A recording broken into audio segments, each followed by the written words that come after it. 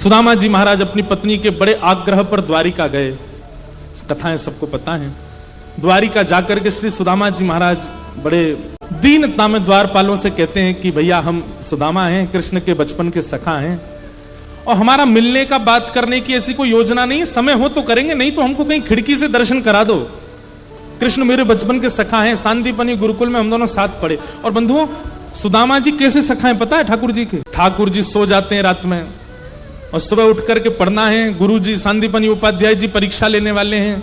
सुदामा जी उठाते हैं, लाला उठ जा, परीक्षा है आज। ठाकुर जी कहते तू पढ़ ले, मुझे बता दियो।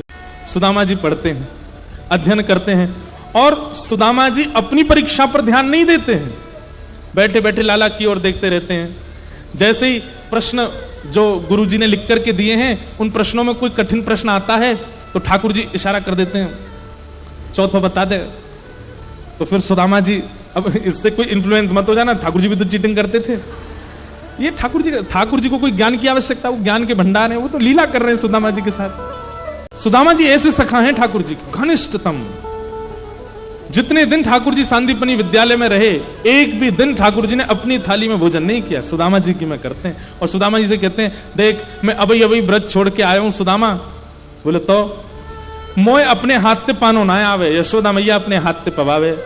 अब यहां मैया तो है ना, तू पवा दे। तो सुदामा जी पवाते हैं ठाकुर जी को, सुदामा जी खिलाते। ऐसे सखा हैं सुदामा जी। अब कई बातें ऐसी हैं, वो मंच से बोलने में अलग अलग ढंग में ले जाते हैं, पर इतनी घनिष्ठता है ठाकुर जी और सुदामा जी की कि सुदामा जी और ठाकुर जी जब वस्त्र धुलते हैं अपने, तो ठाकुर जी धुलने बैठते हैं, गुरु जी देखते हैं, क्योंकि बच्चे सब गुरुकुल में तो सब करते हैं बच्चे, गुरु जी ध्यान भी रखते हैं सब करें अपने आप। ठाकुर जी अपने वस्त्र लेके आते हैं धोने। गुरु जी जैसे आगे जाते हैं तो ठाकुर जी के वस्त्र भी सुदामा जी धो देते। तू बैठ जा लाला, तू मत कर, मैं धो दूंगा।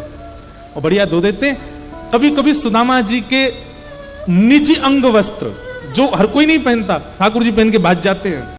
सुदामा जी कहते हैं, लाला जी अच्छी बात ना है, वो निजी वस्त्र है, वो भीतर को वस्त्र है, वो तो सबको धारण ना करना चाहिए।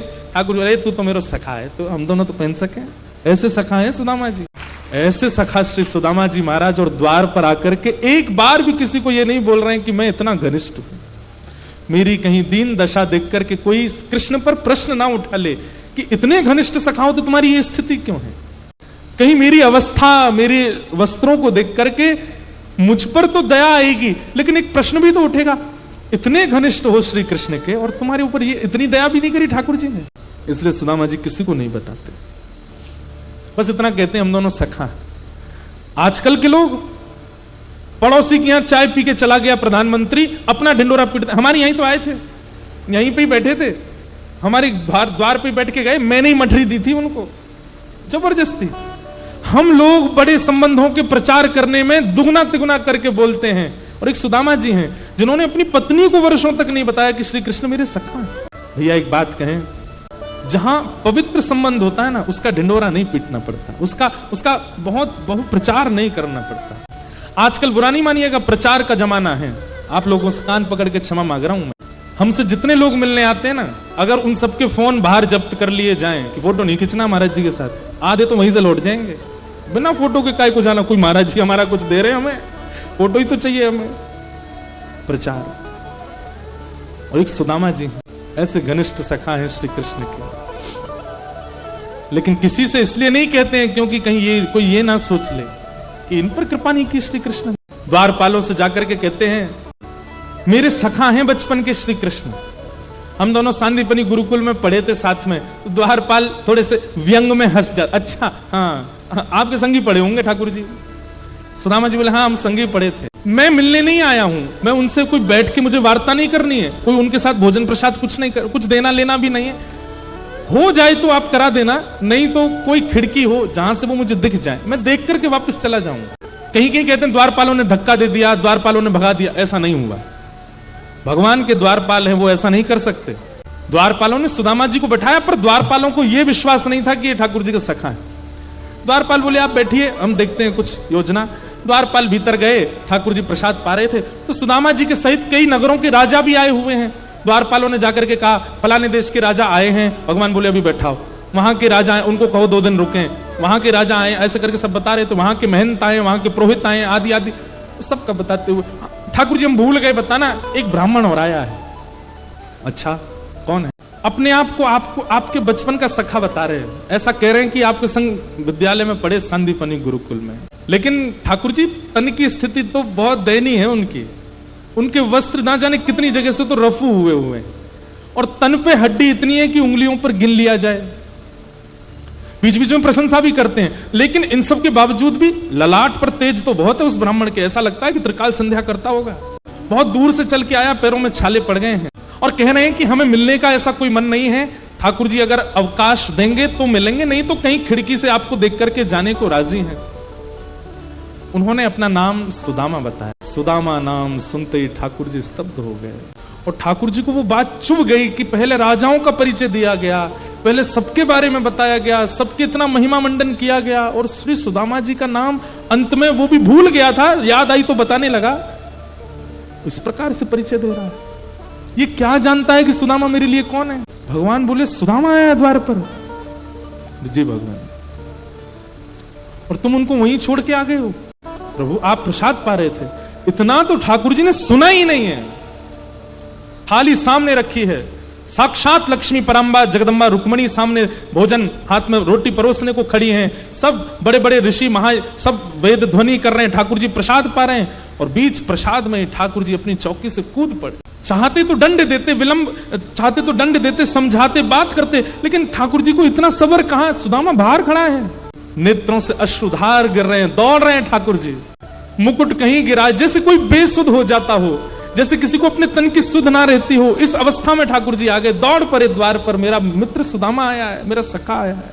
आज वर्षों बाद सुदामा को देखने जा रहे हैं। 7 देहरियां हैं ठाकुर जी के भवन में, हर देहरी पर बड़े बड़े राजा, बड़े बड़े सैनिक, बड़े बड़े गाजे बाजे बजाने वाले खड़े रहते हैं ठाकुर जी के स्वागत सम्मान में। हाँ, सब ठाकुर जी को देख रहे हैं और ठाकुर जी की इस आतुरता को देख सब पीछे दौड़ रहे हैं। ऐसा कौन आ गया जिसके लिए ठाकुर जी दौड़े चले जा रहे हैं?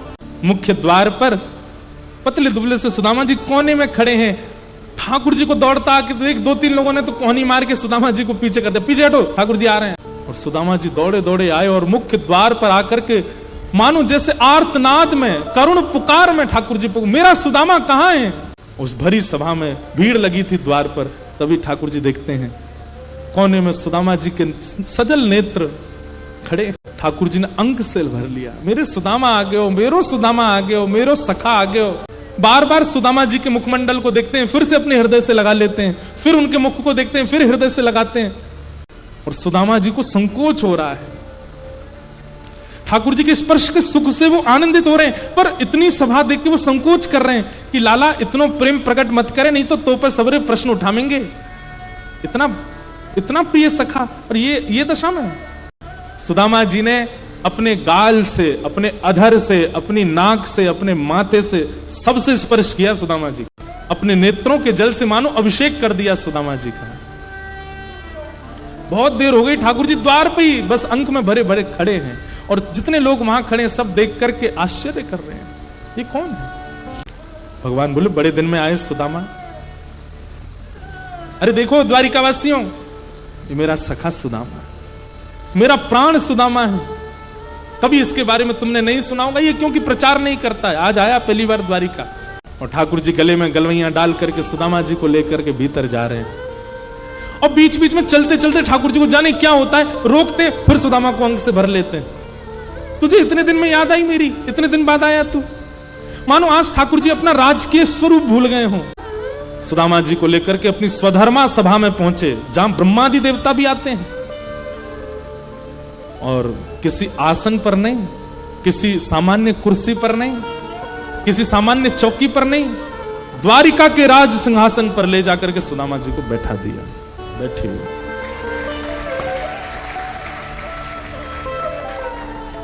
सुदामा जी बोले लाला मैं यहाँ को अधिकारी ना हूं।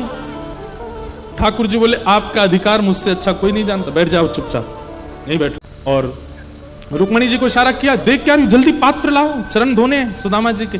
ठाकुर सुदामा जी बोले लाला ये सब मत करें, वो बहुत संकोच है। और भीड़ लग गई है वहां पर और सब आश्चर्य में देख रहे हैं, ऐसा क्या है इस पतले दुबले ब्राह्मण में जिसके लिए ठाकुर जी ये सब कर रहे हैं। सुदामा जी के चरणों को एक परात्म पदरा, सुदामा जी रो रहे हैं कि जगन्नाथ साक्षात मेरे चरण में बैठे हैं।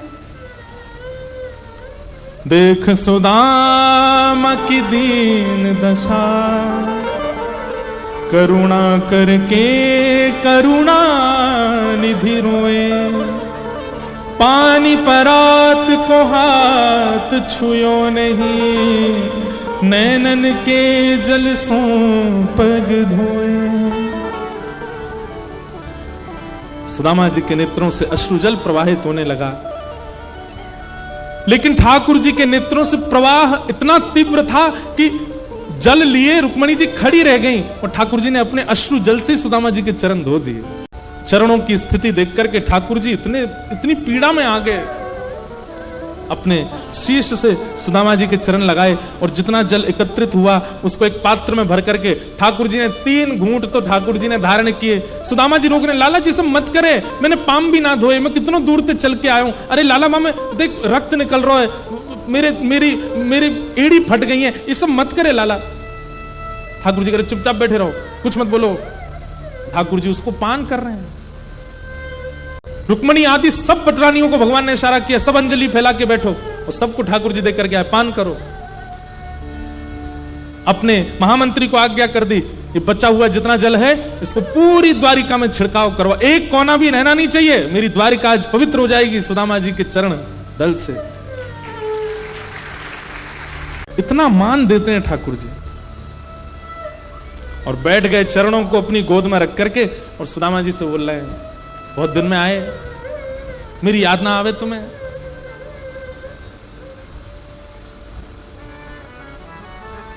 सुदामा जी आपको ब्याह है गो? ठाकुर जी पूछ रहे हैं। सुदामा जी बोले हाँ लाला है गो। अच्छा मोए ना बुलायो ब्याह में? लाला अब तो तू राजा बन गए, तो ये बुलावे को मतलब है तेरे संग में 25-30 तो हाथी आमेंगे, 50-60 घोड़ा आमेंगे, उन पे बैठ के सैनिक आमेंगे, और इतने लोगों ने बुला के दावत करानो मेरे बस की बात तो ही नहीं लाला। हमारे ब्याह में तो हम दुल्हा दुल्हन ही भूखे रह गए, भोजन की व्यवस्था ही नहीं, ऐसा तो ब्याह तो कैसे बुला? तो लाला तू बता तेरो ब्याह है वो?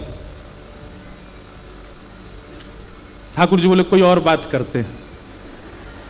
नहीं लाला बता तेरो ब्याह ना भयो। अरे जे फिर पास में मंत्री खड़े थे, उनसे बोले विद्यालय में मोते यूं कहते, देखियो सुदामा इतने ब्याह करूंगो कि मेरे नगर में मेरी बहू रहेंगी और कोई ना रहेगो, इतने ब्याह करूंगो। मंत्री आदि बोले तो कर भी लिए हैं इन्होंने। सुदामा भी बोले लाला तेरो ब्याह है गो? बोले हाँ है गो। कहाँ है भाभी? कहाँ है भाभी? ते तो मिलवाने। ठाकुर जी बोले भाभी से मिलोगे? बोले हाँ मिलवा दे। कहाँ है भाभी? इतनी सारी लुगाई खड़ी है, इनमें तो कौन सी है? बोले बैठो अभी बुलाते हैं। ठाकुर जी ने इशारा किया, आओ सब लाइन से प्रणाम करो। मैं रुक्मणी प्रणाम। अच्छा भाभी जी जय, देवी चर सौभाग्यवती। मैं जामवती प्रणाम, देवी चर सौभाग्यवती। मैं सत्यभामा प्रणाम, मैं कालिंदी प्रणाम, चर सौभाग्यवती रहो। मैं मित्रविंदा, मैं लक्ष्मणा, मैं भद्रा। सब प्रणाम करते करते 500 प्रणाम कर गई सुदामा जी को। सुदामा जी धीमे धीमे ऐसे हो गए। लाला लेके तकिया धर दे यहाँ पे नीचे, हाथ धार गो मेरो। ठाकुर जी हाथ के नीचे कोनी के नीचे हाथ लगा खड़े हैं, लोग करो प्रणाम दो। जब 1000 प्रणाम कर गई सुदामा जी बोले लाला पत्रो दुबरो शरीर में तो पधार जाऊंगो। अच्छा एक बात बता, ये सब अपनी है? ठाकुर जी बोले अपनी है। कितनी और हैं? भगवान बोले 1000 चली गई, अभी 15,108 और हैं। सुदामा बोले लाला तेने इतने ब्याह किए? भैया लाला देख मैं तो पत्र दुबरो ब्राह्मण हार जाऊंगो, मेरे तो शरीर में ताकत ही ना है। एक काम कर, पत्नी 16,108 हैं, पति तो तू ही अकेला है। बोला पति मैं हूं, तू प्रणाम कर, मैं तो आशीर्वाद दूं, आजा। और जैसे ही ठाकुर जी ने दंडवत प्रणाम किया है, आकाश में देवताओं के नेत्र सजल हो गए। साक्षात जगन्नाथ जगतदिहंता जगदाधार सुदामा जी के चरणों में दंडवत प्रणाम कर रहे हैं और ठाकुर जी को आशीष दे रहे हैं। संपूर्ण द्वारिका नगरी के नेत्र सजल हो गए इस प्रेम मिलन को देख करके। सुदामा जी ने उठा करके हृदय से लगाया। ऐसा प्रेमत्व है श्री सुदामा जी का और ठाकुर। सुदामा जी से भगवान बोले भाभी ने मेरे लिए कुछ भेजा होगा। एक पोटली में चावल लेकर के गए थे, वो भी पोटली में फटी हुई थी, चावल भी 4 घर के थे। सुदामा जी को देने में बड़ी शर्म आ रही थी।